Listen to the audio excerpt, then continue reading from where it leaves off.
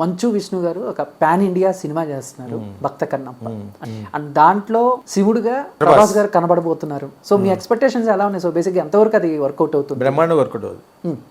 అది అతనికి మళ్ళీ బ్రేక్. అతను తెలివైనోడు విష్ణు గారు. అతను ఎక్కడో ఒక చోట నాలుగు మడత పడుతుంది. ఆ ఒక్క బ్యాడ్ తప్పితే డెవలప్జిబుల్, వాళ్ళ ఫాదర్ కంటే హైట్. నిన్న మొన్న చూస్తే బ్రహ్మాండంగా మాట్లాడుతున్నాడు అతను. చాలా చాలా బాగా మాట్లాడుతున్నాడు. మనం గస్తమాను ట్రోలింగ్లో వెళ్ళిపోకూడదు. We have to take the good spirit, good items in him. అతను చాలా బాగున్నాడు. వాళ్ళ ఫాదరే పొట్టుగా కనపడుతున్నాడు. ఆ రెండో అబ్బాయి పొట్టుగా ఉండేవాడు, అతను కూడా పొట్టుగా అయిపోయాడు. మనోజ్ గారు అతను కూడా ఈ లుక్స్ గుడ్.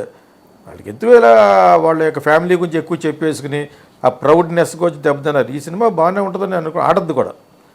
మంచి ఇది నిజంగా ప్రభాస్ చేస్తే మటుకు ఎక్కడ కృష్ణరాజు గారు వేశారు ఈ సినిమా బాపు గారి డైరెక్షన్లో భక్త కన్నప్ప.